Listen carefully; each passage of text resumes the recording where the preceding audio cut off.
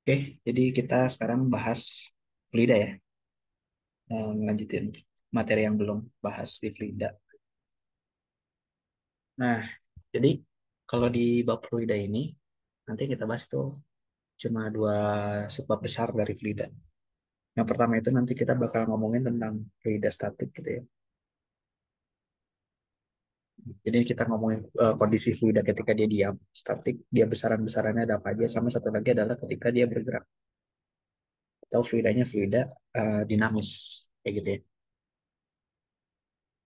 Nah, tapi di sini fluida yang dibahas maupun baik statik maupun dinamis gitu, dua-duanya adalah fluida ideal. Jadi kita nggak peduli nanti sama apa sih namanya, sama kayak kekentalan fluidanya kayak gimana, terus juga gaya gesek yang terjadi pada fluidanya gimana, dan juga nggak nanti aliran itu yang ditinjau cuma aliran-aliran yang sifatnya laminar aja, aliran yang tunak stabil gitu ya, gitu. Jadi yang kita tinjau baik di kasus statik maupun dinamik gitu ya, itu adalah fluida ideal. Fluida ideal kayak gitu. Nah, fluida itu bisa kita definisikan sebagai zat alir kan. Zat alir. Nah, kenapa fluida itu dikatakan sebagai zat alir ya? Karena dia bisa ini menyesuaikan si fluida itu nggak punya bentuk yang pasti, nggak punya bentuk yang tetap. Beda sama pas kita ngomongin tentang zat padat gitu ya, benda padat. Benda padat kayak misalkan sebelumnya kita udah bahas tentang ada balok, bentuknya kayak kotak gitu kan ya. Terus ada bola, terus ada misalkan apalagi silinder gitu ya. Mereka tuh punya bentuk yang fix. Bentuknya tuh ada gitu ya. Kita bisa lihat bentuknya, dan bentuknya tuh nggak cenderung nggak berubah-berubah kalau misalkan si bendanya itu nggak kita apa-apain. Tapi kalau fluida, zat alir ini dia nggak bisa kayak gitu.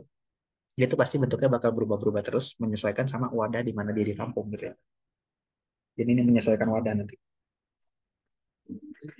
Menyesuaikan wadah karena dia tidak bisa mempertahankan uh, bentuknya sendiri. Tidak bisa mempertahankan bentuknya. Pertahankan bentuk gitu ya. Nah, terus si fluida ini dibagi jadi dua pembahasannya biasanya. Ada yang fluida dalam bentuk cair, ya, sama satu lagi fluida dalam bentuk gas. Nah, baik fluida cair maupun bentuk gas, meskipun sama-sama fluida, sama-sama zat alir gitu ya, sama-sama bisa mengalir dan bentuknya itu berubah-berubah ngikutin wadah. Itu cara ninjau gerakannya beda, sangat-sangat berbeda gitu.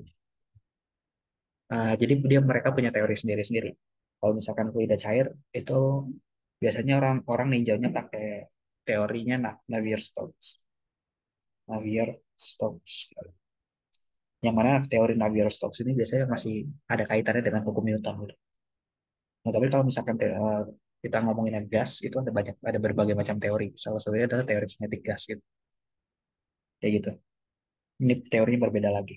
Teori kinetik gas.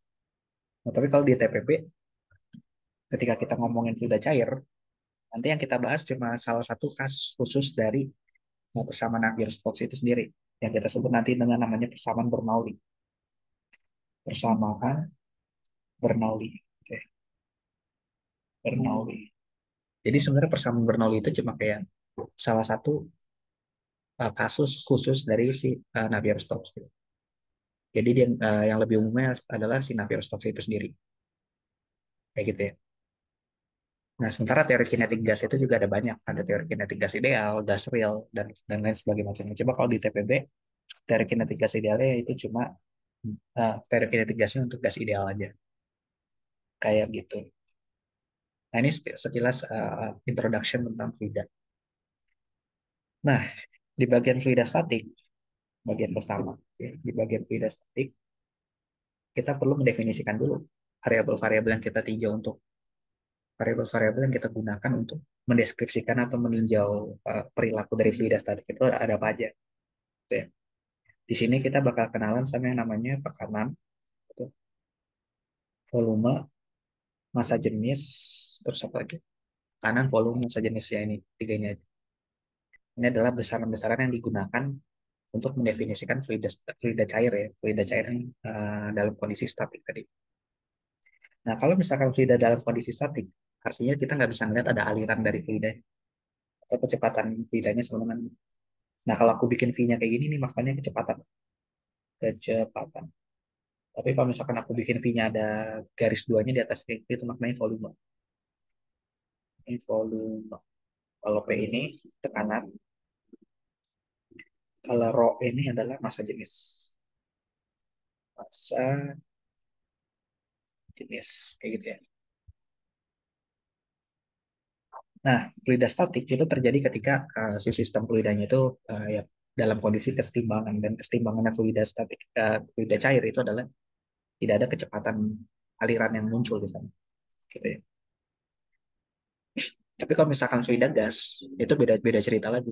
Ketika fluida gas dalam kondisi setimbang, bisa jadi antar molekulnya itu ada gerakan, gitu. Meskipun volume apa kecepatan total itu bakal sama dengan nol. Kita nggak ngerasain adanya angin yang berembus itu kalau misalkan gas dalam kondisi setimbang. Tapi kalau cairan, ketika dia dalam kondisi setimbang, ya cenderung kecepatan molekul itu juga mendekati nol. Nggak nol juga sih, sebenarnya ada gitu, tapi nilai relatif lebih kecil dibandingkan kecepatan gas. Nah, jadi yang kita lihat adalah kecepatan total si fluidanya semuanya. Dia nilainya sama dengan nol. Nah, ini dalam kondisi statik atau setimbang ya. Setimbang kayak gitu. Nah, dalam kondisi statik atau setimbang, kita bisa mendefinisikan suatu variabel yang kita sebut dengan namanya tekanan hidrostatik. Tekanan hidrostatik. Hidrostatik. Nah, tekanan hidrostatik itu sendiri, itu adalah tekanan yang muncul akibat si fluida cair yang statik ini. Dia tuh punya berat. Ya. Jadi, tekanan yang muncul karena berat. Tekanan yang muncul karena berat. Muncul karena berat dari berat fluidanya. Berat fluida. Nah, kenapa berat fluida itu bisa menghasilkan tekanan? Karena gitu. Nah, karena kalau kita definisikan, tekanan itu sendiri, tekanan mekanik gitu ya. Jadi ini bukan cuma tekanan akibat si berat dari fluida, tapi dari berbagai macam sumber gaya mekanik gitu. Itu definisinya adalah F dibagi sama A. Nah, ini tekanan. Jadi tekanan itu adalah gaya yang kita berikan ke suatu sistemnya. Nah, dia kan punya luas permukaan nih. Nah, gayanya dibagi dengan luas permukaan di mana si gaya itu bekerja. Itu adalah tekanan yang diberikan ke si permukaan yang kita tekan tadi. Kayak gitu. Jadi dia bergantung sama gaya, sama satu lagi bergantung sama luas permukaan di mana gayanya itu bekerja. Kayak contoh misalnya kita punya kotak, kotak kayak gini. Gitu ya. Ini panjang sisinya X, Y, dan uh, ke vertikal itu Z. Misalkan kotaknya ini kita tekan dari pada sisi yang atas dengan gaya F. Nah, maka tekanannya adalah cuma kita definisikan untuk sisi yang bagian atas ini. Jadi F dibagi sama luas bagian yang atas ini adalah X kali Y. Kayak gitu. Kalau misalkan kita tekannya dari samping, pakai gaya F2 misalnya, maka tekanannya nanti bakal beda lagi, yaitu F2 dikali luas permukaan yang bagian sampingnya ini. Jadi Y kali Z. Kayak gitu. Dibagi ya, sorry. Dibagi F kali Z. Dibagi Y kali Z. Kayak gitu. Jadi bergantung gayanya itu bekerjanya pada permukaan yang mana. Itu sangat-sangat berpengaruh ya, pada besaran tekanan yang kita hasilkan. Nah, balik lagi tadi tekanan hidrostatik itu kan adalah tekanan yang muncul karena berat fluida. Berat itu sendiri kan adalah gaya kan. Maka kalau misalkan kita punya suatu wadah gitu yang berisi fluida cair, terus di sini ada orang di dalam wadahnya. Orang yang berada pada kedalaman sejauh H gitu ya dari permukaan daerah. Maka orang yang berada pada kedalaman H tadi, dia itu seolah-olah kayak menopang fluida yang ada di atasnya, yang segini banyak, kayak gitu. Makanya si orang tadi di bawah itu bakal merasakan tekanan hidrostatik.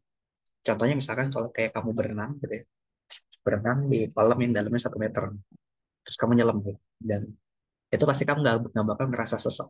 Tapi kalau misalkan kamu berenang di kolam yang 2 meter terus nyelam, mulai ada rasa sesek gitu.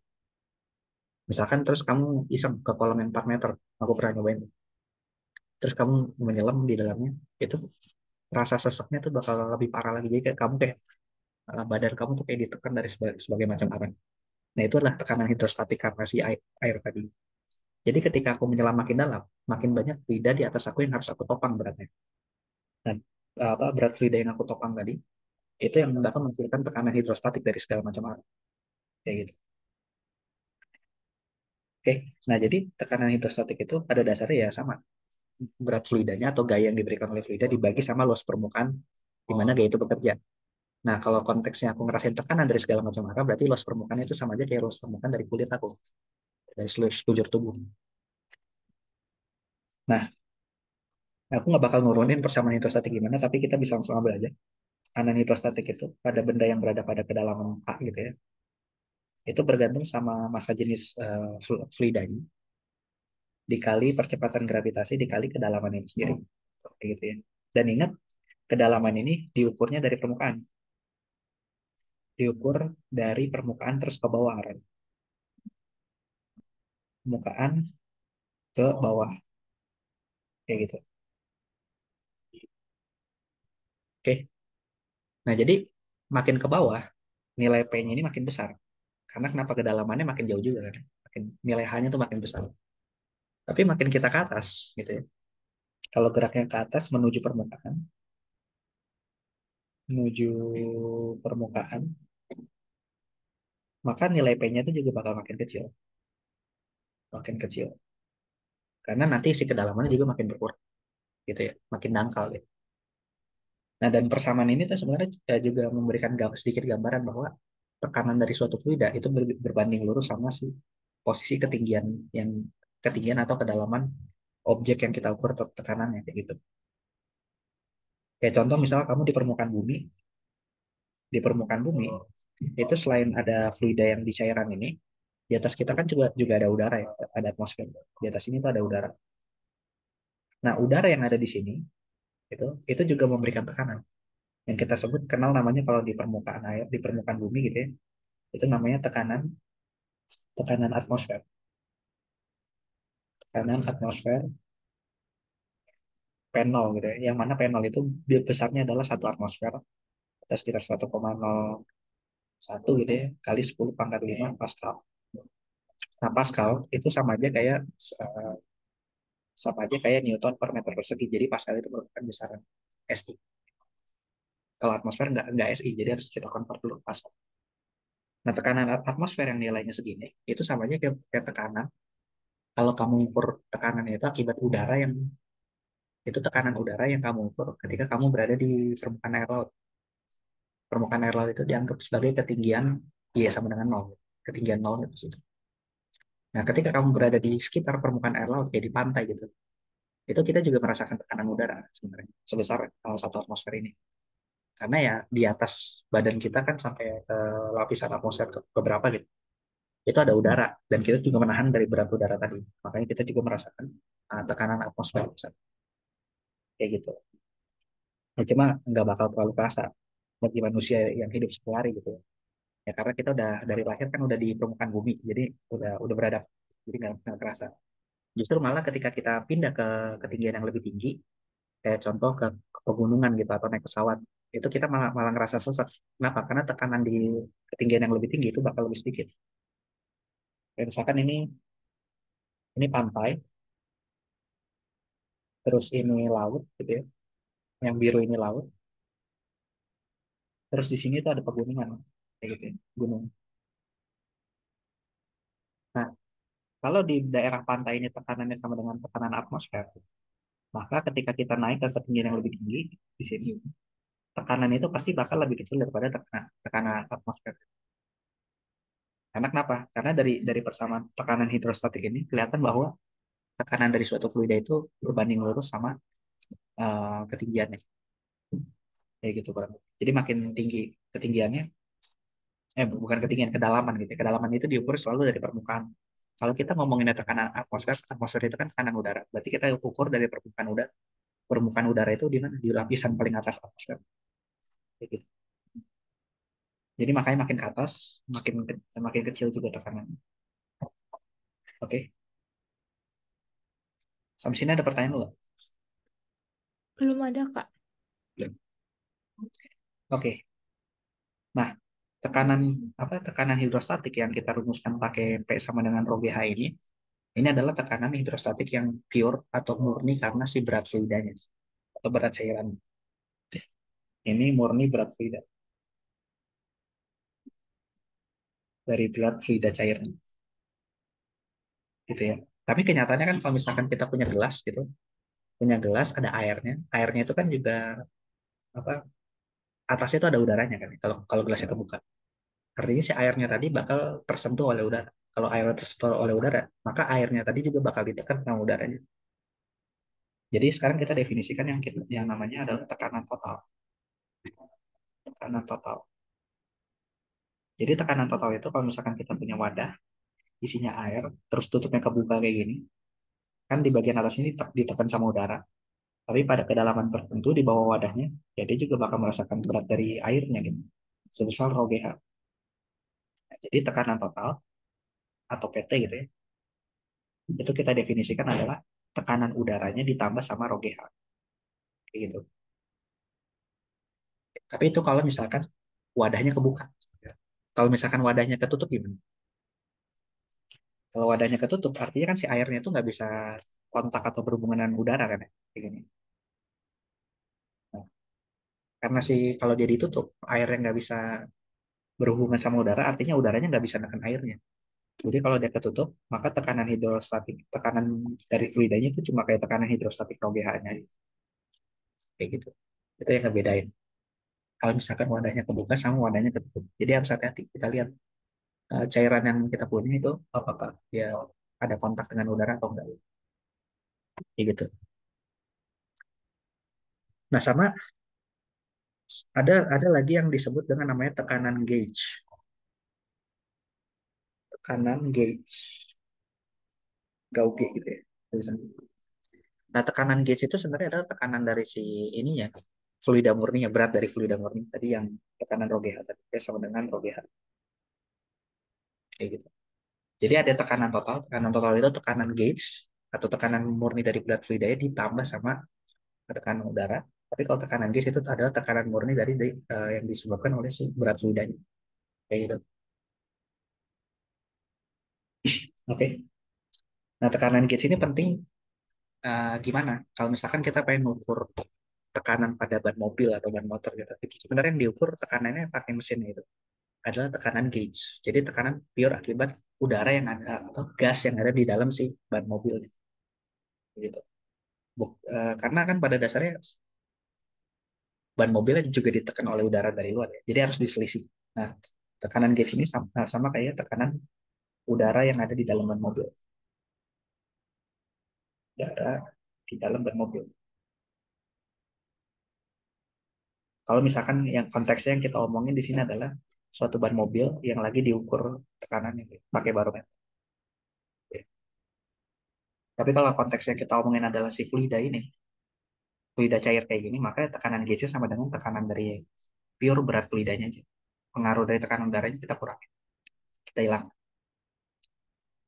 kayak gitu. Nah, oke. Okay. Nah, terus terkait dengan tekanan fluida ini, ada suatu prinsip menarik yang kita kenal dengan namanya prinsip Pascal.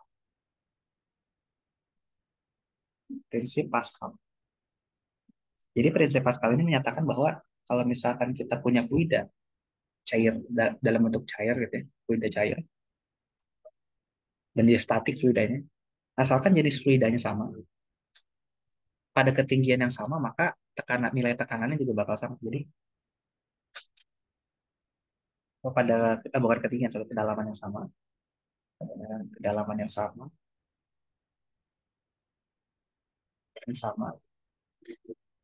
ini tekanan fluida itu bakal sama. Meskipun bentuk wadahnya itu beda-beda, begitu ya. Tekanan hidrostatik, hidrostatik fluida bakal sama. Jadi ketika kita punya wadah diisi sama suatu fluida katakanlah minyak gitu. Terus minyak itu kita tekan, maka tekanan itu bakal menyebar segala arah dengan homogen gitu. Menyebarnya sama isotropik.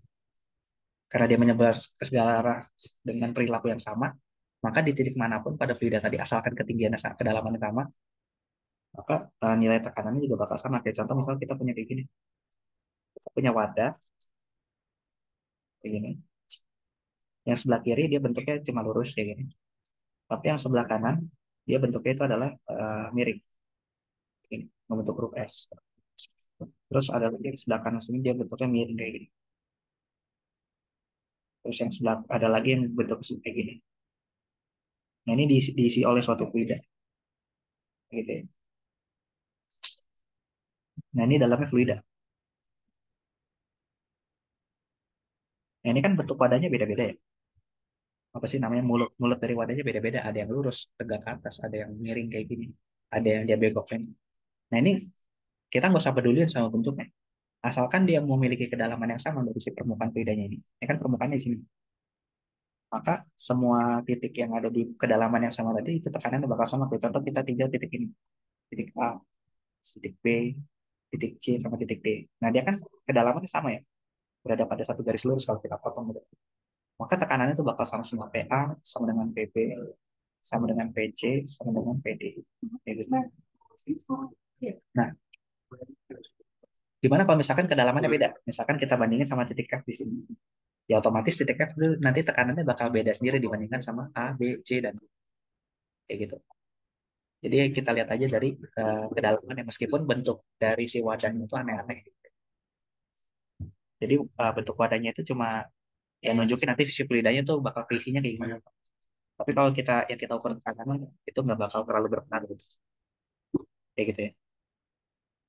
Oke. Nah terus si prinsip Pascal ini biasanya dipakai untuk ini untuk pompa hidrolik gitu ya. Pompa hidrolik, pompa hidrolik sama bisa juga dipakai untuk menghitung massa jenis dari fluida yang nggak diketahui jenisnya apa. Jadi untuk membandingkan dua fluida yang berbeda atau tiga atau empat gitu ya. Nah kalau di pompa hidrolik itu adalah pompa yang pompanya itu pakai ini. Dia dipakai buat mengangkat benda berat menggunakan batuan fluida yang agak nggak padat gitu ya, bukan bukan padat, fluida yang agak kental. Jadi ntar kita pakai punya suatu pipa ini, pipa misalkan ini mulutnya pipa A gitu ya, terus yang sebelah kanan ini pipa pipa B. Nah, terus pipanya ini diisi oleh suatu fluida, diisi oleh suatu fluida, diisi oleh suatu fluida, terus di sini dikasih piston. Piston itu kayak buat neken pipa, buat neken fluida gitu. Jadi kayak pompa pompa sepeda kan atasnya tuh ada kayak gagang gitu, gitu kan. Gitu. Nah, terus di sebelah kanan ini ditutup. Nah, misalkan dikasih objek di atasnya kayak kayak katakanlah mobil, ya dikasih mobil.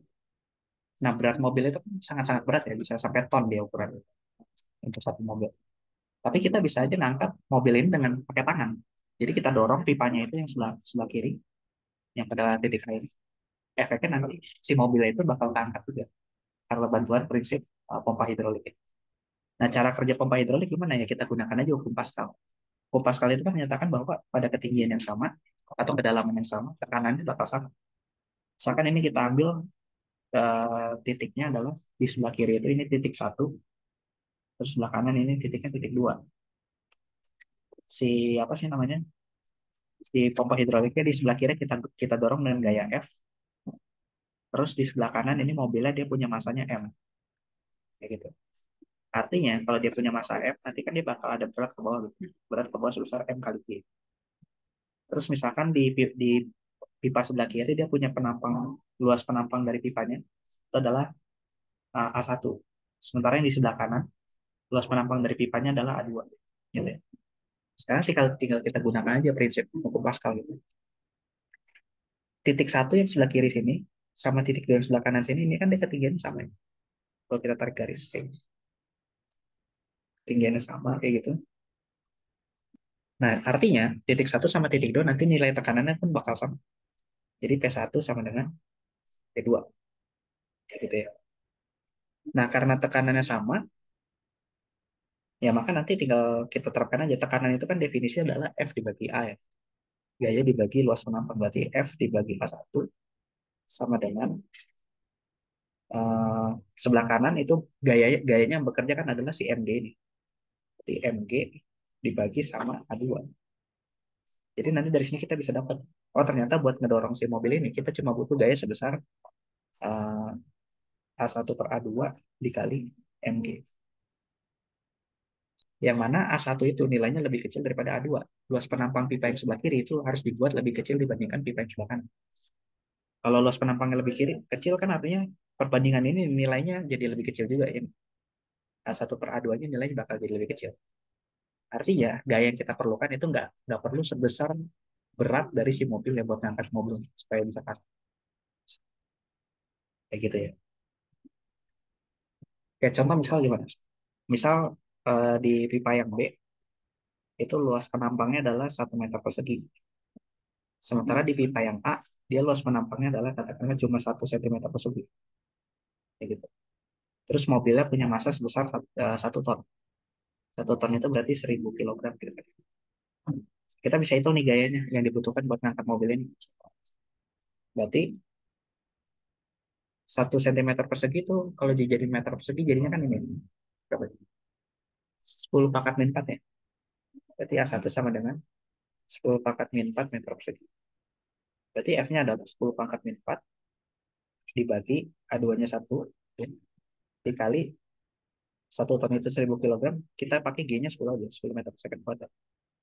Berarti kan jadinya 1000 dikali 10. Itu kan artinya 10 pangkat min 4 dikali 10 pangkat 4. Nilainya sama dengan 1 Newton. Jadi buat ngedorong mobil dengan berat 10.000 Newton, gitu, karena dia kan masanya 1000 kilogram, berarti beratnya 10.000 Newton.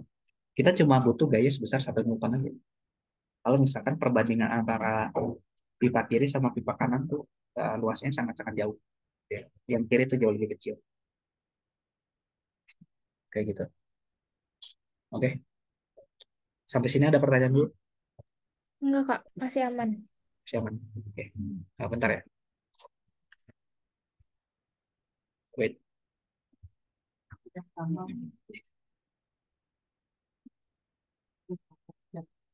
Oke. Nah, kita lanjut lagi. Nah, sekarang gimana kasusnya kalau misalkan pompa hidroliknya itu dimainin gitu ya, betul. Jadi dia apa sih namanya? Si mobilnya itu ketinggiannya berbeda dengan pompa yang di sebelah kiri. Kayak katakanlah ini pipa yang bagian A-nya kayak gini. Tapi pipa yang bagian B-nya si mobil itu agak naik ke atas pompa hidrolik. Ada selisih ketinggian sejauh eh, delta H, sejauh ya, sejauh delta H antara pipa A sama pipa B. Kayak gitu. Nah, berarti gimana sekarang? Kalau kasusnya kayak gini, misalkan ini kita dorong dengan daya F, gitu ya. Terus luas penampangnya tadi A1, ini titiknya titik 1, terus ini titik 2, ini luas penampangnya A2, gitu. Terus di sini ada mobil lagi di atas, kayak gitu ya. Nah, caranya sama. Kita tinggal gunakan prinsip Pascal lagi untuk yang pompa hidrolik kayak gini. Gunakan prinsip Pascal lagi berarti tekanan di titik 1 sama titik 2 tuh nilainya juga bakal sama. Karena kan dia sejajar gitu. Berarti P1 sama dengan P2. Kayak gitu. Nah, P1 itu adalah F dibagi A1 kan. Nah, sementara hati-hati dengan P2-nya. P2-nya itu bukan cuma berat mobil. Misalkan masa mobilnya M gitu. Berarti kan nanti mobil punya berat ke bawah sebesar MG. Nah, dia bukan cuma MG dibagi A2. Tapi ditambah lagi sama ini. Di sini kan pipanya tuh agak naik, agak punya selisih ketinggian sejauh delta H. Artinya di sini kan bakal ada fluida juga kan. Di ketinggian delta H ini. Karena di sini ada fluida juga, artinya titik 2 ini juga menopang berat fluida yang punya kolom sebesar delta H ini. Jadi di sepanjang delta H ini ada fluida yang ditopang oleh titik 2. Karena dia juga menopang berat fluida yang tadi, maka titik 2 juga ada kontribusi dari tekanan ini, hidrostatiknya. Berarti di sini ada rho G dikali delta H. Gitu. Jadi nanti gaya yang dibutuhkan ternyata lebih besar kalau misalkan si fluida yang sebelah apa, si pipa yang sebelah kanan itu agak naik ke atas. Jadi ntar gaya totalnya adalah A1/A2 dikali MD ditambah Rho Gil delta H gitu ya, dikalikan dengan A1. Gitu, gitu ya. Jadi harus hati-hati kalau misalkan dia ketinggian pipanya itu berbeda. Pasti nanti bakal ada kontribusi tambahan dari si gaya yang di sebelah kayak gitu. Oke. Nah, terus tadi kan aku sempat bilang bahwa selain buat pompa hidrolik gitu ya, hukum Pascal itu juga bisa dipakai untuk membandingkan massa jenis fluida. Itu gimana caranya? Ya kayak misalkan kita punya tabung pipa U, tuh, tabung pipa U yang kita isi fluidanya macam-macam. Tabung pipa U, pipa U gitu, yang diisi macam-macam dalamnya. Kayak gini. Nah, jadi misalkan di sebelah kiri itu diisi air, gitu. Diisi air sampai penuh. Kalau udah penuh kan ketinggiannya sama kan? Atau jangan sampai penuh deh. Diisi air segini. Diisi air segini. Nah, terus sekarang yang sebelah kanan itu ditambahin lagi sama cairan lain. Kayak misalkan ditambahin sama raksa. Jangan raksa nih, minyak. Pasti nanti yang sebelah kiri tuh bakal agak naik sedikit. Sementara yang kanan tuh bakal berubah. Kayak gini. Misalkan air punya massa jenisnya Rho 1. Terus si minyak punya massa jenisnya itu Rho 2. Terus yang sebelah sebelah kiri gitu ya, sebelah kanan itu ditambahin lagi sama massa jenis sama fluida ketiga yang kita nggak tahu dia fluidanya itu adalah apa. Ditambahin sama fluida ketiga, ya kita nggak tahu dia fluidanya apa karena ini rotnya rot 3 gitu ya. Bentar, bentar.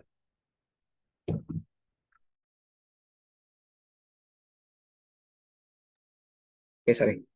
Ah, ditambah sama fluida ketiga yang rotnya adalah rot 3. Nah, terus ya, jadi sistemnya kayak gini. Di sebelah kanan itu ada dua fluida. Dengan, ada tiga fluida bahkan, tiga fluida air, terus si rot 2, minyak, sama satu lagi rot 3.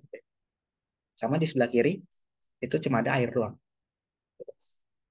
Nah, misalkan si apanya si kolom dari minyaknya yang ini itu adalah H1. Oke.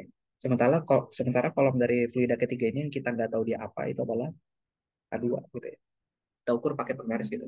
Dia ketinggian H2.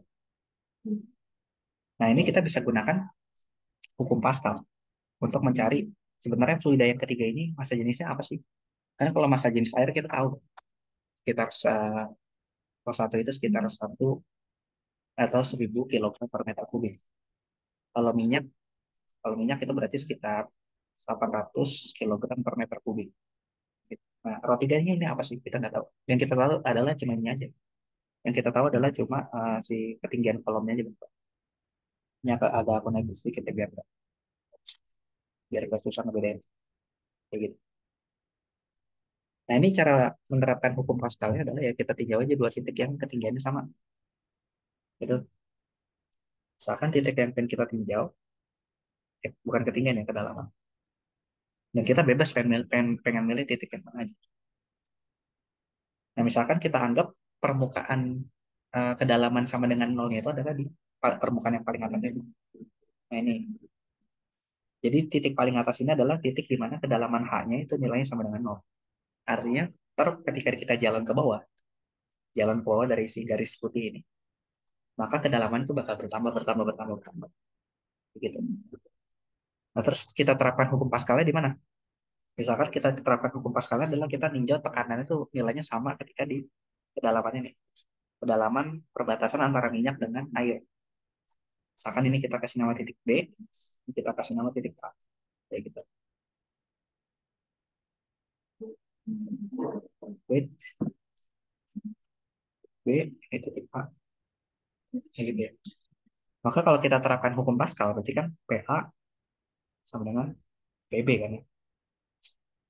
Nah, kita tinjau dulu. Oh ya, sama ini hati-hati. Di sini kan pipanya itu kebuka ya.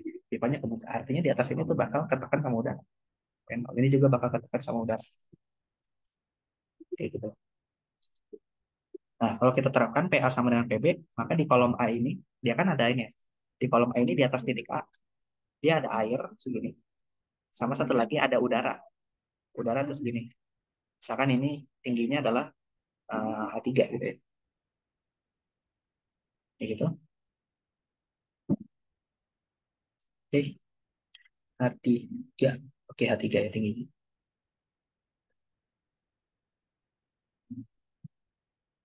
Ya, H3. Nah, berarti si PA ini kan dia menampung berat dari si air yang ada di ketinggian. ah, Sorry, ini H-nya H berapa? Oh, sorry. Misalkan ini yang diketahui H-nya, airnya yang sebelah kiri, ya, itu adalah H4. Gitu. Nah, berarti kan dia menampung air dengan ketinggian kolomnya itu H4 gitu, berarti kan tadi punya berat ya di atas. Sama udaranya yang ketinggiannya H3. Ditambah sama udara yang berada pada permukaan paling atas, berarti tekanannya tekanan atmosfer tadi. Maka untuk tekanan di titik A, itu tekanannya bakal jadi tekanan udara, apa, tekanan atmosfer, P0, sorry, P0 ditambah sama tekanan air dengan kolom A itu, dengan kolom A4 gitu ya. Berarti rho air gitu, atau rho 1 gitu. Rho 1 dikali G dikali A4, ini tekanan hidrostatik untuk air di kolom A4-nya. Ditambah sama tekanan udara ya di kolom A3 ini. Berarti rho udara dikali G dikali A3. Kayak gitu. Nah, terus nilainya sama dengan PB. PB itu tekanan di titik B. Nah, di titik B ini kan si titik B menampung berat dari si minyak yang Rho 2 ini. Selain itu dia juga menampung berat dari ini cairan ketiga yang kita masih nggak tahu ya. Berarti yang di sebelah kanan itu adalah tekanan atmosfer, dan ini kebuka juga atasnya. Ditambah Rho 2 G A1 tambah Rho 3 G H2. Gitu. Nah, dari sini kan nanti P0 bisa coret. P0-nya coret. Nanti kita bakal dapat yang pengen kita cari kan tadi Rho 3-nya itu apa gitu ya. Oh ya, G-nya juga bisa coret. G-nya coret. Nanti kita dapat ini Rho 1 dikali H4 ditambah Rho udara dikali H3 gitu ya. Sama dengan Rho 2 gitu ya. Rho 2 dikali H1 tambah Rho 3 dikali H2. Kayak gitu. Kita dapat sampai sini. Nah, tapi biasanya bisa digunakan aproksimasi. Aproksimasi itu kayak gimana? Aproksimasi yang digunakan itu adalah Rho udara itu nilainya jauh lebih kecil dibandingkan Rho 1, Rho 2, dan Rho 3. Jadi tekanan apa bukan tekanan, sorry, massa jenis dari udara itu nilainya biasanya jauh lebih kecil dibandingkan massa jenis air, minyak maupun Rho 3. Rho 3 itu fluida cair. Karena udara itu kan sifatnya dia lebih rendah ya, molekul-molekulnya. Jadi makin makin kecil. Sementara Rho itu kan massa jenis itu juga juga apa ya? Juga menggambarkan kerapatan dari molekul-molekul, rapat massa. Jadi kalau molekul-molekul renggang ya berarti Rho-nya juga bakal makin kecil. Dibandingkan sama fluida cair, udara itu jauh lebih renggang. Makanya kita bisa gunakan aproksimasi ini. Kalau Rho udara itu nilainya jauh lebih kecil dibandingkan massa, massa jenis dari tiap fluida cair. Entah itu Rho 1, Rho 2, atau Nah, kalau kita gunakan aproksimasi ini ya bisa kita anggap bahwa Rho udaranya nilainya yang menuju nol aja. Gitu ya. Karena kan perbandingan antara Rho 1, Rho 2, dan Rho 3. Dia sangat kecil. Berarti suku yang ini hilang. Suku yang ini hilang. Nanti ya suku yang tersisa itu tinggal ini aja. Rho 1 H4 sama dengan Rho 2 H1 ditambah Rho 3 H2. Nah, dari sini berarti kita bisa dapat Rho 3-nya kalau pengen dicari. Itu adalah Rho 1 H4 dikurangin Rho 2 H1 dibagi H2. Kayak gitu. Oke. Jadi intinya starting point-nya dari hukum Pascal. kita set dulu, kita pengen ninjau ketinggiannya di mana yang tekanannya sama. Habis itu ya kita gunakan aprotsimasi bahwa tekanan udara itu jauh lebih kecil dibandingkan tekanan hidrostatik akibat fluida cair karena massa jenisnya jauh lebih kecil. Kayak gitu kurang lebih. Sampai sini ada pertanyaan dulu? Kak, boleh bahas soal kuis yang waktu itu aku dapat nggak? Yang jerapah. Aku nggak ngerti Oh, gampangnya gimana. yang cerapah. Soalnya gitu ya, aku lupa. Coba kirim lagi deh. Bentar.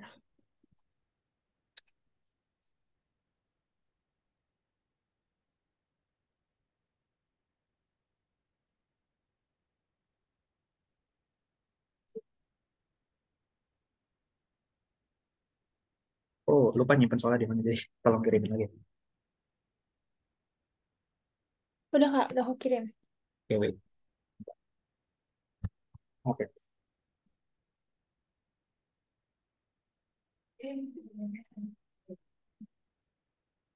bentar ya. Kenapa?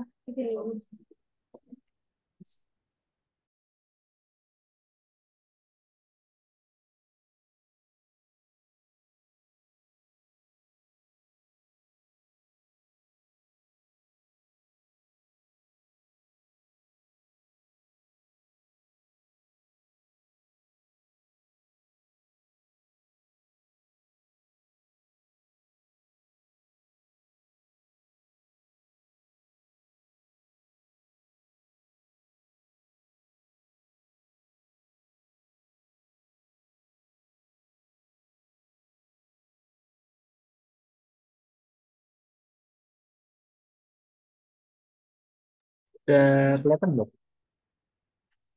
Udah Wah, Kak. nah ini ya, yang nomor nomor berapa sih? Oh, kan jerapah nomor Berempat. 4 4 ya. Hewan dengan leher panjang seperti jerapah memerlukan jantung yang kuat karena perbedaan tinggi antara katup nadi dan juga kepalanya. Andaikan pembuluh nadi sekitar katup sampai kepala memiliki penampang lintak yang sama dengan diameter 3 mm dan darah merupakan fluida tak kompresibel dengan rapat massa 1 gram per cm kubik. Oke, jelaskan pengertian fluida tak kompresibel. Apa pengertian fluida tak kompresibel? Tahu nggak? Oh, kemarin aku dikasih 0 sama Kak Adril. Lah, kenapa? Soalnya katanya konsep kita udah bener, tapi ada satu poin yang salah. Hmm, salahnya di. Nggak tahu, nggak dibahas soalnya kemarin ini. Oke, harusnya jangan disalah, full disalahin. Full. Ya konsepnya benar apa? Nah, jadi intinya gini, kalau misalkan kita kan fluidanya fluida tak kompresibel ya. Jadi fluida ideal itu salah satu ciri khasnya selain tadi yang aku bilang dia tidak encer, sorry, tidak kental, tidak ada gaya gesek dan lain-lain. Itu salah satu ciri khas utama lainnya adalah tidak kompresibel. Tidak kompresibel. Nah, kalau dia fluidanya tidak kompresibel, artinya ketika kita kasih tekanan, gitu, maka massa jenisnya nggak berubah. Oke, massa jenisnya nggak berubah. Kalau ditekan, dia cenderung massa jenisnya konstan. Massa jenisnya konstan. Kayak gitu. Jadi massa jenisnya nggak berubah terhadap tekanan atau terhadap variabel apapun. Nah, itu fluidnya tidak kompresibel. Kalau dia kompresibel, ketika ditekan ada kemungkinan massa jenisnya berubah. Kalau massa jenisnya berubah nanti ya volumenya berubah juga biasanya. Gitu. Oke. Nah, itu terkait fluida yang tidak kompresibel. Terus kalau yang B-nya, kan yang B-nya itu ditanya saat leher jerapah dalam posisi tegak lurus. Posisi tegak gitu ya. Berarti si jerapahnya tuh kepalanya kayak pipa yang lagi lurus aja gitu. Nah, untuk mengalirkan darah dari katup nadi ke kepala, diperlukan beda tekanan antara katup nadi dan kepala sebesar 2,5 kali 10 pangkat 4 Pascal. Tentukan perbedaan tinggi antara katup nadi dan kepala jerapah tersebut. Nah, ini berarti tinggal kita gunakan konsep ini aja. Apa sih namanya? Konsep apa sih fluida statik gitu. Kalau kita gunakan konsep fluida statik, artinya kan gini. Ini kepala jerapahnya kita anggap dia kan kondisinya tegak, berarti anggap aja kayak suatu silinder yang lurus kayak gini. Suatu silinder yang lurus kayak gini. Kayak gitu. Yang mana dalamnya itu isinya fluida, si darahnya tadi, si darah dari jerapahnya. Nah, si darah tadi bisa ngalir dari jantung ke kepala itu kan karena dipompa. Kalau dipompa artinya di bawah sini dia dikasih tekanan. Misalkan P1. Terus di atas ini nanti ada tekanan juga P2. Tekanan itu dari atas ke bawah. Nah, si darah itu bisa naik ke atas kalau misalkan tekanan yang di bawah itu jauh, jauh lebih besar, bukan jauh lebih besar, tapi linearnya lebih besar daripada tekanan yang di atas. Jadi P1-nya itu nilainya harus lebih besar dari P2. Ya sama kayak energi. Benda kan bakal bergerak dari tempat yang energi yang lebih tinggi ke energi yang lebih rendah. Nah, kalau tekanan lebih tinggi, gayanya lebih tinggi, maka bendanya bakal cenderung ngikutin yang ini dibandingkan yang tekanan P2-nya. Nah, tadi kan dikasih tahu di soal selisih tekanan yang kena antara P1 sama P2. Nah, itu maknanya adalah si P1 dikurangin P2. Jadi bukan P2 dikurangi P1. Karena kalau P2 dikurangi P1, atas dikurangi bawah, hasilnya pasti negatif. Negatif itu artinya apa? Tekanan di atas tuh lebih kecil dia nilai. Nah, P1 dikurangi P2 itu kan tadi 2,5 kali 10 pangkat 4 Pascal. Nah, di sini kan di dalam aliran darah ini, nah ini kan badan jerapah ya, jadi di bawah sama di atas tuh nggak kena kontak sama udara. Jadi tinggal kita gunakan prinsip tekanan hidrostatik aja. Kalau misalkan P1 min P2 itu sama dengan rho G dikali delta H. Delta H. Nah, yang mana delta H ini adalah selisih ketinggian dari kepala jerapah di atas sama kepala apa si katup nadinya yang di bawah. Jadi dari sini dapat nih selisih ketinggian antara itu. Berarti delta H adalah P1 min P2 dikurangi rho dikali G. Nah kan G-nya dikasih tahu, rho-nya dikasih tahu ya di soal. Ya sekitar 1 gram per sentimeter persegi, kubik, sorry. Berarti ini sama kayak air, G-nya. Sekitar 1000 kilogram per meter kubik. Nah tinggal dimasukin sih. Berarti 2,5 kali 10 pangkat 4 dibagi 10 dikali 1000. Berarti kan ini 10.000 ya dicoret sama dengan 2,5 meter. Nah ini tinggi leher dari jerapah. Kayak gitu. Sampai sini kebayang nggak? Udah Kak, udah kebayang. Oke. Nah kalau yang C-nya, C-nya itu dia tentang fluida dinamik. Jadi belum aku jawab dulu. Kita masuk ke materi selanjutnya dulu. Nanti pas sudah selesai fluida dinamiknya baru aku jelasin yang C. Oke. Nah, ini tentang tekanan ya, fluida statik tadi kan kita udah definisikan tekanan hidrostatik dan tekanan total gitu. Dan juga udah jelasin juga tentang hukum Pascal. Satu lagi yang menarik dari fluida statik itu adalah prinsip tentang gaya apung atau buoyancy. Bu, balik buoyancy gitu ya. Buoyancy, gaya apung. Apung pakai bu. Nah, jadi gaya apung ini dirumuskan oleh prinsip Archimedes. Jadi Archimedes itu bilang bahwa gaya apung yang dialami oleh suatu benda yang tercelup pada fluida itu sama aja kayak berat fluida yang dipindahkan oleh si benda tadi. Maksudnya gimana? Maksudnya kayak gini, misal kita punya fluida, volumenya adalah awalnya ketinggiannya segini kan. Kalau ketinggiannya segini berarti kita misalkan ini ketinggian fluidanya, ini wadahnya apa luasnya A gitu. Berarti kan volumenya adalah A dikali A. Terus kita celupkan oleh suatu benda. Kita celupkan kalau kalau dicelupkan oleh suatu benda, ini pasti permukaannya tuh bakal naik, ya nggak? Permukaannya bakal naik karena ada benda yang kecelup tadi. Kenapa permukaannya naik? Karena tadi ada sebagian ruang di fluida ini yang diisi oleh si volumenya tadi, dipindahin sama si volume bendanya. Jadi kalau pas kita celupin bendanya, ini permukaannya agak naik. Misalkan ini tingginya tadi H, sekarang naik sebesar delta H gitu. Terus kalau misalkan si bendanya ini kita hilangin gitu ya, kita hilangin, salah, sorry, sorry. Karena kalau bendanya itu kita hilangin, maka nanti kita bakal seolah-olah kayak punya punya spot bolong di sini. Jadi kayak ada lubang, lubang yang ukurannya tuh sama kayak volume dari benda yang hilang tadi.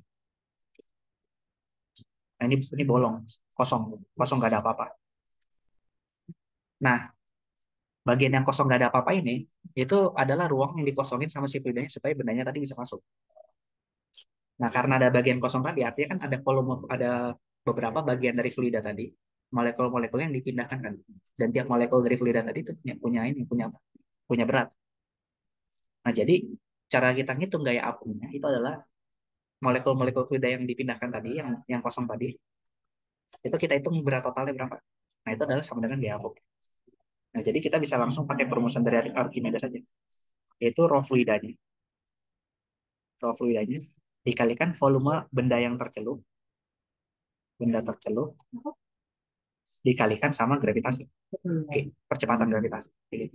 Nah, tapi harus hati-hati dengan V-nya. V-nya itu cuma volume benda yang tercelup aja. Jadi kayak misalkan ini pensil, pensil dia volumenya 1 liter katakanlah. Tapi aku celupinnya cuma setengah aja. Ya berarti gaya apungnya adalah cuma kontribusi dari setengah liternya, dari setengah pensilnya ini aja, bukan full 1 liter dari pensil. Karena yang ruang kosong yang disediakan oleh fluidanya itu adalah sama dengan uh, berapa porsi dari benda ini yang tercelup ke dalam si fluidanya tadi. Kayak gitu. Nah, kayak contohnya misalnya kayak gini. Kita punya fluida berlapis-lapis gitu ya. Misalkan di sini ada air, terus di atas air itu ada minyak, gitu ya. Terus di sini ada benda. Bendanya itu kita celupkan, gitu. Bendanya itu kita celupkan. Misalkan di bagian dari benda tadi yang tercelup ke dalam air dia sekitar 40%. Terus bagian benda tadi yang tercelup ke bagian minyak itu misalkan 30%. Jadi masih ada sekitar berapa? 40 tambah 30 kan selesai 30 ya. Berarti masih ada sekitar 30% yang nggak kecelup apa. Berarti gaya gaya apung yang kita gunakan itu adalah yang 30% sampai 40%. Misalkan kita tahu massa jenis dari minyak itu adalah rosa. Sorry. Massa jenis dari air itu adalah rosa sekitar 1000 kg per meter kubik. Terus massa jenis dari minyak itu adalah Ro2 sekitar 800 kg per meter kubik. Kayak gitu.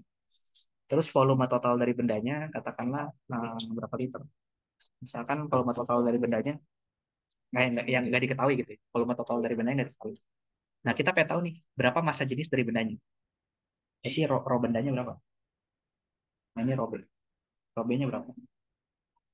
Ini ro 1, ini ro 2. Gitu. Dengan kondisi kayak gini. Dia kecelup ke air 40%, kecelup ke minyak 30%, terus sisanya nggak kecelup apa-apa itu 30%. Gitu. Nah, berarti gini aja, tinggal kita hitung gaya apung yang terjadi pada air, terus gaya apung yang terjadi pada minyak, gitu. Terus kita totalin. Di air, di bawah sini, dia kan ada gaya apung akibat air gitu. Berarti ntar di sini ada gaya yang arahnya ke atas. Misalkan kita kasih nama F apung, F apung 1 gitu ya. Berarti gaya apung yang terjadi pada si air. Terus di sini ada F apung 2. Jadi gaya apung yang terjadi pada si bagian minyak gitu ya. Nah, ini diagram gaya. Jadi ada gaya apung 1, ada gaya apung 2. Tapi ingat, si benda tadi kan dia punya massa juga. Punya massa jenis berarti punya massa. Artinya nanti dia bakal punya berat. Kalau dia punya berat, nanti dia bakal ada gaya apung yang ke bawah. Bakal ada berat yang ke bawah. Berarti ini mg. Kayak gitu. Nah, berarti kalau misalkan bendanya ini dalam kondisi setimbang, kita bisa tulis sigma F-nya sama dengan 0. Kayak gitu.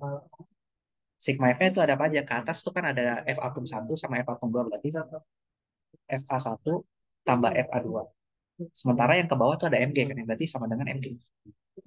Nah, ini sigma F sama dengan 0. Nah, terus kita tuliskan aja. Gaya apung itu kan adalah rho fluida dikali F benda yang tercelup dikali G gitu kan. Nah, gaya apung 1 itu kan gaya apung yang terjadi pada air.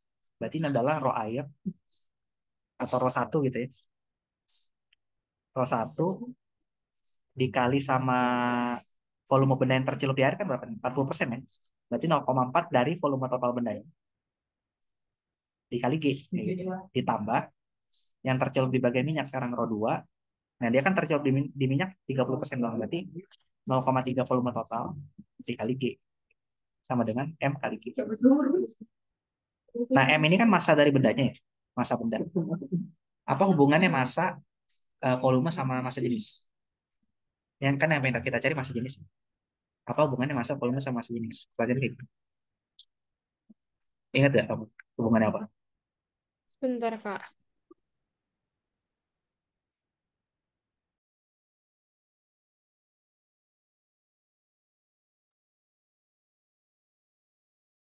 Yang massa per volume. Ya, benar. Rho itu massa massa jenis itu adalah massa dibagi sama volume total bendanya kan. Nah, berarti kita bisa dapat tinggal dibalik aja kalau V-nya kita pindah ruas kan berarti dapat massa bendanya itu adalah rho kali V. Kayak gitu. Yang mana rho-nya ini adalah rho benda, V-nya ini adalah volume total benda.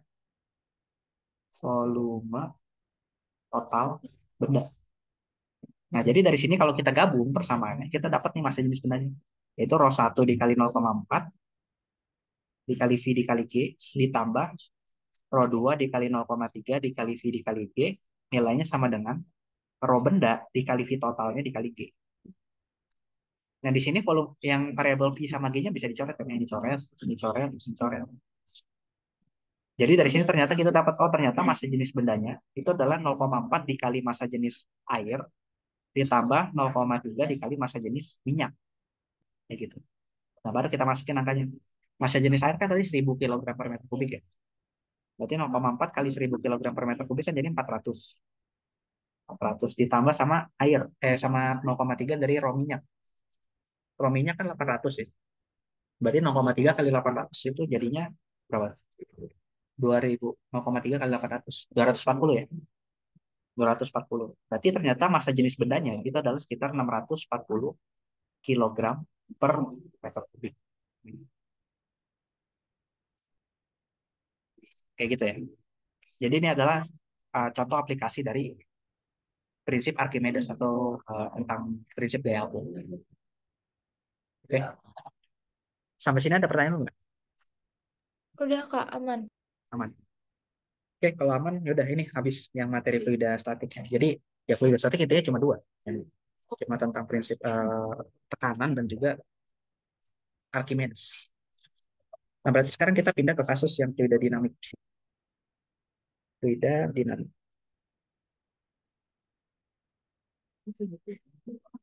Nah, di fluida dinamik ini lebih sedikit lagi konsepnya. Jadi karena di sini fluida dinamik yang kita tinjau atau fluida bergerak yang kita tinjau itu adalah fluida ideal. Yang mana fluida ideal tadi, fluida ideal, dia punya beberapa kriteria. Yang pertama dia non viskos. Gitu. Non viskos artinya fluidanya tuh encer banget. Saking encernya tuh kayak nggak kental sama sekali. Jadi kalau kita celupin tangannya tuh kayak kayak kita nggak nyentuh apa-apa, kayak nyentuh udara loh. Non viskos karena dia sangat-sangat encer.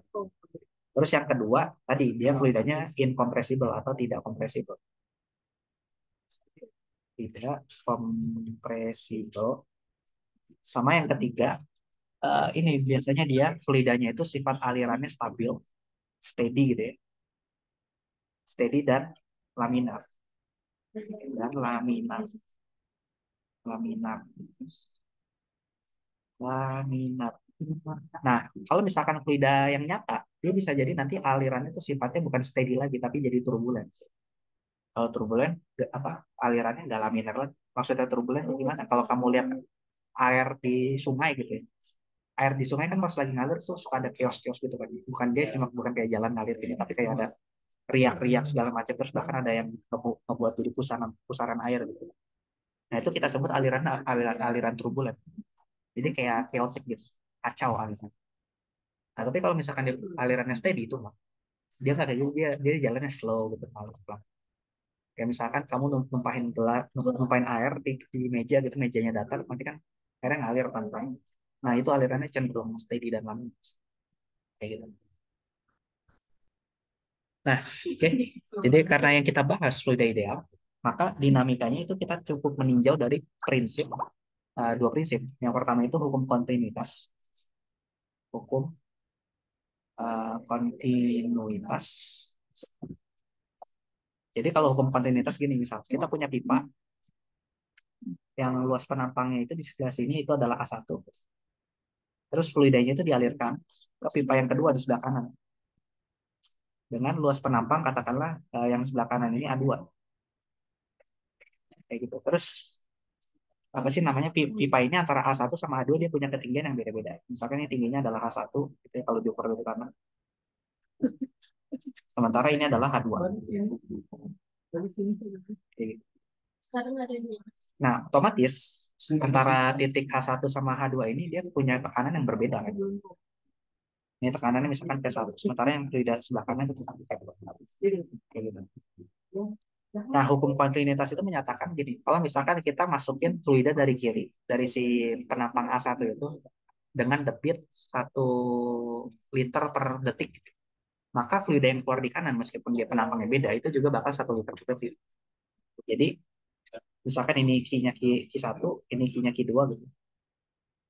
Yang mana debit itu, yang Q ini, kita definisikan adalah dV per dt, jadi jumlah apa, perubahan volume terhadap waktu, gitu ya. Perubahan volume fluida yang ngalir terhadap waktu. Itu dia nilainya bakal selalu konstan. Gitu. Nah, ini adalah prinsip kontinuitas. Nah, kayak contohnya gimana? Kalau misalkan kita punya keran air terus ada selang, pas dibuka airnya itu kan pasti bakal ngalir ya. Tapi kecepatan alirannya kecil. Tapi kalau misalkan jari kita tutup sedikit, itu kecepatan alirannya bakal bertambah. Jadi airnya itu ngalirnya tambah kencang. Tapi kalau kita hitung debitnya, misalkan kita kita tampung ke suatu wadah gitu ya.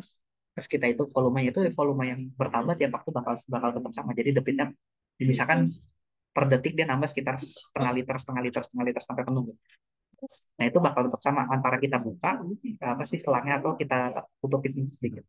Yang berubah itu adalah kecepatan dari si molekul-molekul air yang ngalir secepat apa. Kayak gitu. Kenapa bisa kayak gitu? Karena debit itu ternyata selain didefinisikan sebagai perubahan volume terhadap waktu, dia juga didefinisikan sebagai luas penampang dari si aliran dikalikan dengan kecepatan. Jadi A ini luas penampang, sementara V ini adalah kecepatan aliran. Aliran. Nah, kalau misalkan kayak tadi yang kasusnya selang itu kita tutup ujungnya sedikit, berarti kan nanti luas penampangnya jadi tambah kecil. Makanya nanti kecepatan alirannya meningkat. Kenapa kayak gitu? Karena debitnya itu nilainya harus konstan. Nah, itu prinsip kontinuitas. Jadi kalau misalkan kita punya dua titik kayak gini, kita bisa terapkan hukum kontinuitas itu adalah Q1 sama dengan Q2 atau A1 Q1 sama dengan A2 Q2. Kayak gitu. Nah, gimana kalau percabangannya ada 3? Berarti nanti A1 Q1 sama dengan A2 Q2 tambah A3 Q3. Kayak contoh misalnya kayak gini. Ini pipanya awalnya satu biji kayak gitu ya. Terus dia kebelah jadi 2. Kebelah jadi 2. Yang pipa atas itu luasnya A2, kenapa? Pipa yang bawah misalkan ini luasnya A3. Maka prinsip kontinuitasnya adalah Q1 sama dengan Q2 tambah Q3. Berarti A1 V1 sama dengan A2 V2 tambah A3 V3. Kayak gitu. Kalau cabangnya nambah lagi, berarti nanti tambah 4 V4. Tinggal dilihat aja ada berapa percabangan dari si aliran fluidnya. Oke, ada pertanyaan lu nggak terkait kontinuitas? Nggak ada, Kak. Nggak ada. Oke, ini yang pertama tentang prinsip kontinuitas. Yang kedua itu adalah tentang prinsip yang meninjau dinamika gerakan, yaitu prinsip Bernoulli. Prinsip Bernoulli. Prinsip Bernoulli ini pada dasarnya adalah kekekalan energi mekanik, tapi dia terjadinya pada fluida. Jadi prinsip Bernoulli itu menghubungkan antara tekanan yang diberikan pada fluida, ketinggian itu kan berarti energi potensial gitu. Sama satu lagi kecepatan aliran dari fluida. Jadi dia punya persamaannya kayak gini. P tekanan fluidanya ditambah sama setengah rho V kuadrat, ini mirip sama energi kinetik dari fluidanya, ditambah sama rho GH, berarti ini tekanan hidrostatik fluida, atau kalau kita lihat itu mirip sama energi potensial fluida. Dia nilainya sama dengan konstan. Jadi kalau misalkan fluida tadi ngalir dari titik 1 ke titik 2, kita bisa diterapkan prinsip Bernoulli ini. Berarti ntar P1 tambah setengah rho V1 kuadrat tambah rho GH1. P1 itu tekanan di titik 1 di ujung kiri sini. Terus V1 itu kecepatan ketika dia bergerak di ujung kiri sini. H1 itu adalah ketinggian titik sebelah kiri. Nah, itu nilainya bakal sama dengan P2 tambah rho GH2 tambah setengah rho V2 kuadrat. Begitu. Jadi energi total di sebelah kiri sama dengan energi total ketika dia udah sampai titik yang kedua sini di atas. Nah, terus sama kayak ketika kita mainan kekekalan energi mekanik, itu kita bisa nentuin titik potensial nolnya bebas sesuka hati kita. Jadi kita bisa nentuin titik H sama dengan nolnya di mana aja. Gitu ya. Jadi nggak harus ketinggian sama dengan nol itu dari tanah. Boleh aja kita bikin ketinggian H2 ini jadi titik H sama dengan nol. Ini jadi H sama dengan nol. Itu boleh. Tapi ingat, waktu kita mainan energi potensial, ketika ada benda atau objek gitu ya, yang tingginya itu di bawah titik acuan kita, maka energi potensialnya jadi negatif kalau di bawah. Kalau dia di atas jadi positif. Berarti kalau kita bikin H sama dengan nolnya di atas ini, maka yang titik satu ini dia ketinggiannya jadi minus minus H1 kayak gitu. Itu boleh kayak gitu. Oke. Nah, contohnya misal di soal yang jerapah tadi, jerapah. Jadi ntar ini lebih banyak contoh aja sih kalau yang beda. Nah, kalau yang jerapah yang C-nya tuh nggak usah pakai berteori, sebenarnya cuma pakai kontinuitas aja. Nah, di sini kan dikasih tahu jika kecepatan aliran darah jerapah adalah 7 cm per second, tentukan debit darah yang mengalir. Ya, itu gampang ya. Kan kita udah dikasih tahu nih, apa sih namanya kecepatan alirannya adalah 7 cm per second. Sementara diameter dari si pembuluh darah jerapahnya itu adalah berapa di soal? Sekitar 3 mm ya. 3 mm. Sekitar 3 mm. Nah, ingat tadi kan debit itu selain kita bisa cari pakai delta V per delta T, bisa juga kita cari pakai luas penampang aliran dikalikan dengan kecepatan aliran. Nah, kalau si jerapahnya lehernya bentuknya silinder, maka luas penampang dari silinder kan adalah lingkaran. Maka A-nya adalah PR kuadrat. Atau bisa juga seperempat I D kuadrat. Nah, kayak gini berarti Q-nya sama dengan seperempat pi D kuadrat dikalikan dengan kecepatannya. Nah, kan D-nya udah diketahui 3 mm, tapi dijadiin senti dulu. Berarti jadi 0,3 cm gitu. Berarti tinggal hitung aja, berarti seperempat dikali pi dikali 0,3 kuadrat dikali 7. Nah, nanti berarti satuan debitnya kalau kita D-nya dalam sentimeter, terus V-nya juga dalam sentimeter, maka debitnya kita tuliskan juga dalam sentimeter kubik per kayak gitu ya. Oke, sampai sini aman? Aman, Kak. Oke, kita coba kerjain soal lain ya. Mungkin kita pakai soal SCL biar lebih menantang. Oh, bentar, baterai tab aku sekarang aku ini.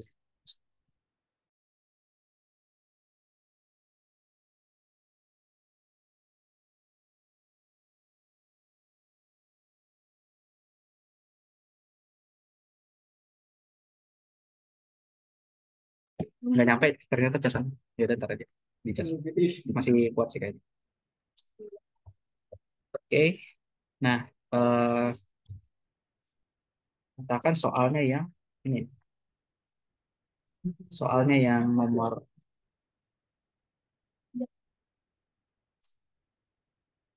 berapa? Yang 4, Kak. Nomor 4. Oke. Nomor 4 ini suatu gambar di samping menunjukkan aliran dari air yang bocor. Oke. Nah, aku pindahin dulu soal.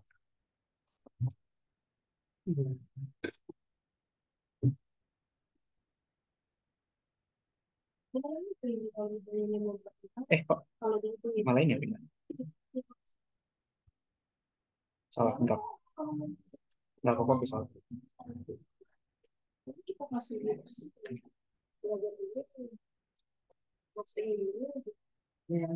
Wait, bentar. Jadi naik dulu. Screenshot, terus paste.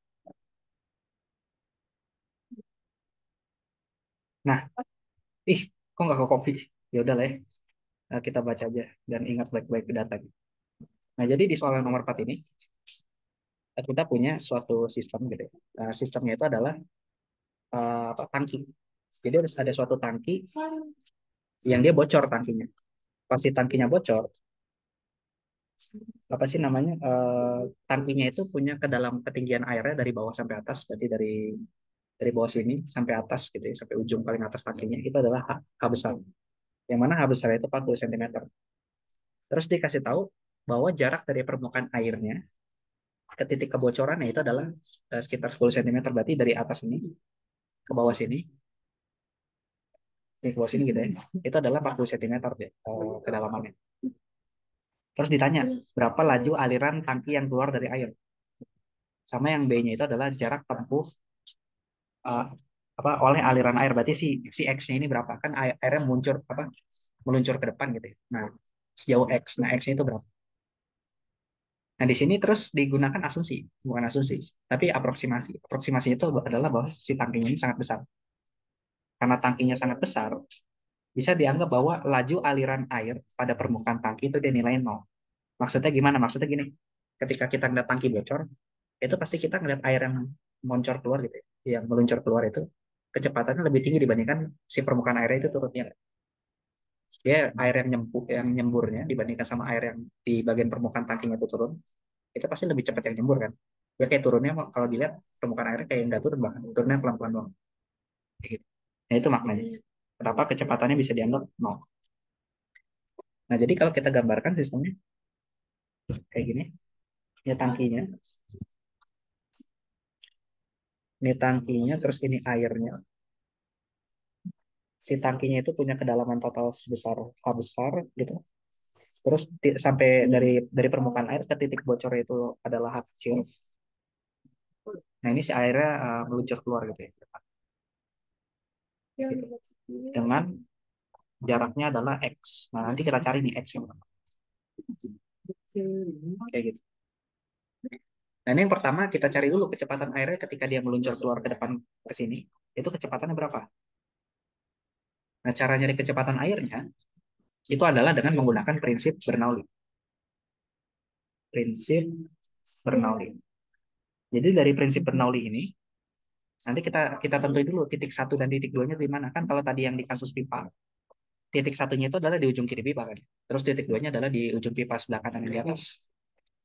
Nah kalau di tangki ini berarti titik satunya kita ambil aja di atas ini, di permukaan airnya. Nah ini titik satu.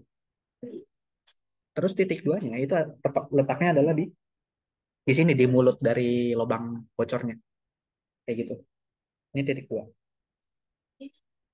Nah di sini kan tangkinya itu dia kontak sama udara kan. Tangkinya kontak sama udara. Karena tangkinya kontak sama udara, maka kita bisa bikin bahwa tekanan di titik satu ini P1 dia nilainya sama dengan tekanan atmosfer P0. Kayak gitu. Nah gitu juga lubang sini. Ini kan lubangnya bolong ya. Karena lubangnya bolong berarti dia kontak juga kan. Air yang keluar dari si lubang ini dia juga kontak sama udara ya. Karena dia juga kontak sama udara di sebelah kanan sini, maka tekanan di titik dua ini kita bikin sama dengan P0 juga, sama dengan tekanan atmosfer. Nah, terus baru kita tuliskan prinsip Bernoulli. Berarti P1 tambah setengah rho I1 kuadrat ditambah rho G H1, dia nilainya sama dengan P2 ditambah setengah rho V2 kuadrat ditambah rho G H2. Kayak gitu. Nah, terus kita ambil aja ketinggian, apa sih namanya, ketinggian H sama dengan nolnya, itu kan bebas kita yang nentuin. Misalkan aku tentuin di sini, pas di lubangnya. Lubang ini adalah ketinggian H sama dengan nol. Kalau lubang ini adalah ketinggian H sama dengan nol, maka variabel H2-nya, H2 itu kan ketinggian dari titik 2 ya. Yang mana titik 2-nya itu pas pada lubang. Jadi H2-nya nilainya sama dengan nol. Kayak gitu. Karena H2-nya nilai sama dengan nol, maka H1 itu kan ketinggian titik 1. Ya, kita hitung aja, dari nol naik ke sini berapa? Berarti sejauh H kecil ini kan. Berarti H1 sama dengan H. Kayak gitu. Nah, kalau aku masukin ini semua ke dalam prinsip Bernoulli, nanti dapat bahwa prinsip Bernoulli P0 tambah setengah rho V1 kuadrat gitu ya, tambah rho GH sama dengan setengah rho V2 kuadrat ditambah P0. Gitu. Rho GH2-nya habis, hilang. Nah, di ruas kiri kan ada P0, di ruas kanan ada P0, berarti bisa aku coret kan ya? Coret, jadi sekarang tinggal sisa yang di ruas kiri itu setengah rho V1 kuadrat ditambah rho GH. Sementara yang di kanan rho setengah rho V2 kuadrat doang. Gitu. Nah, tapi ingat, tadi kan digunakan aproksimasi. Aproksimasinya itu adalah mulut tangkinya yang bagian atas, si permukaan airnya. Misalkan dengan luas A1, itu luasnya jauh lebih besar jika dibandingkan sama si lubang tangkinya, si A2 ini. Berarti A1 jauh lebih besar daripada A2. Nah, karena A1 jauh lebih besar daripada A2, maka tadi kita bisa dekati bahwa V1-nya itu nilainya menuju 0. V1 nilainya sama dengan atau menuju 0. Mendekati 0. Secara logika, ya karena ketika kita ngelihat air bocor, air yang bocor itu bakal lebih kencang dibandingkan ketika permukaan air yang jadi wadah nampung air itu turun. Atau kita bisa buktikan juga secara matematik lewat prinsip hukum kontinuitasnya. Kalau dari kontinuitas kan debit yang di titik satu sama debit di titik 2 itu harus sama. Sementara debit itu adalah A1 V1 sama dengan A2 V2. Dari sini nanti kita dapat V1 itu nilainya sama dengan A2 per A1 V2. Kayak gitu. Nah, kalau misalkan A1-nya tuh tambah besar, tambah besar, tambah besar terus gimana? Apa yang terjadi? Pembaginya kan makin besar juga kan ya? Kalau pembaginya makin besar, ininya makin gede apa makin kecil? Total Kecil. makin kecil kan ya? Sampai kalau misalkan A1-nya itu sangat besar, gede banget gitu ya, atau menuju tangga gitu, jika dibandingkan sama A2-nya, ya maka 1/tangga itu berapa? Limitnya. Limit suatu bilangan dibagi sama tangga. Nol ya. Kayak misalkan 1/100. Terus dinaikin pembaginya jadi 1000, jadi 1/1000. Dinaikin lagi jadi 1/1 juta. Itu kan kalau 1/100 kan 0,01. 1/1000 0,001. 1/1 juta 0,001. Nolnya makin banyak belakang. Artinya kalau pembaginya menuju tangga, ya dia bakal jadi makin menuju nol. Makanya di sini dapat V1 ini. Kayak gitu.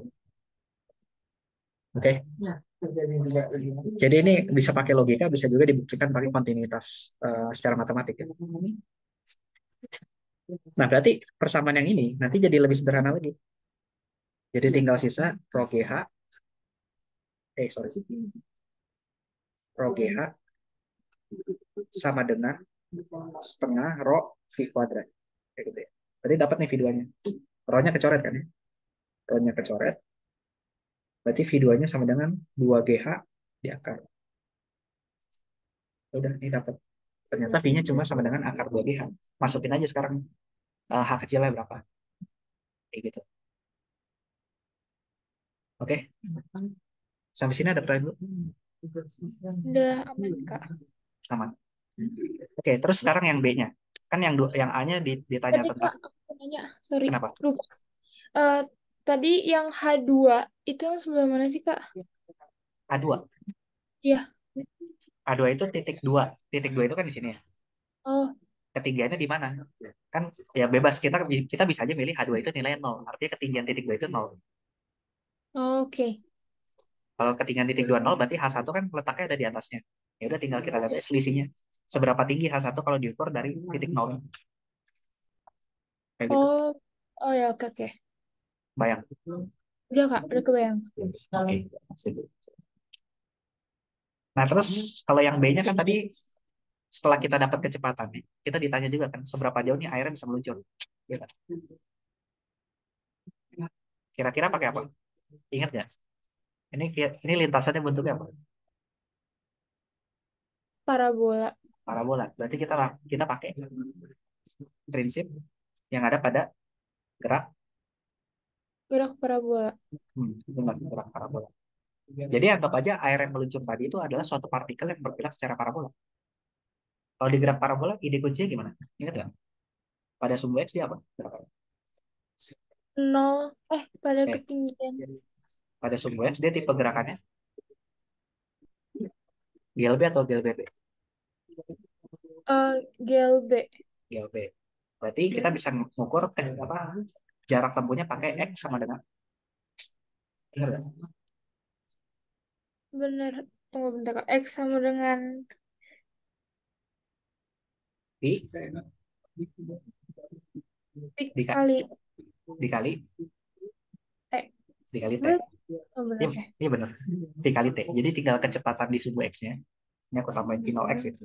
Kecepatan di arah sumbu X dikalikan dengan waktunya, waktu tempuh. Nah, kalau pada sumbunya gimana?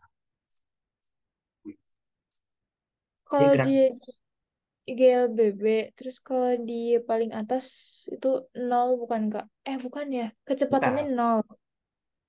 Ya, kecepatan nol. Cuma kan itu kalau kita lempar dari atas. Cuma Oh kalau iya ini, deh. kalau ini kan dari atas dia turun ke bawah. Berarti gimana? Persamaan posisinya sama dengan Y adalah P 0 Y dikali T, terus apa belakang? Ingat ya? Minus, Ya, setengah AT itu bukan Kak? ya, setengah GT GT kuadrat. kuadrat ditambah dengan ketinggian awalnya, Y 0. Oh iya, nol. Ya nol. Ingat. Jangan sampai lupa ya. Nah, jadi ya gini gerak parabola tinggal di sumbu X-nya kita tinjau secara GLB, berarti posisinya bisa dicari pakai X sama dengan P 0 X kali T. Kalau pada sumbu Y, dan kecepatannya konstan ya. Jadi Vx-nya tuh setiap saat bakal selalu sama dengan V 0 X. Kalau di sumbu Y kan dia GLBB, berarti posisinya bisa kita cari pakai V 0 Y dikali T dikurangi setengah GT kuadrat tambah Y 0. Y 0 ini ketinggian awalnya.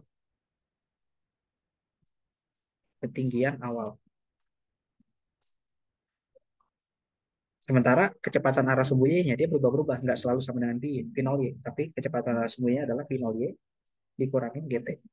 Kayak gitu. Nah, yang kita gunakan persamaan posisinya ini aja, dua biji.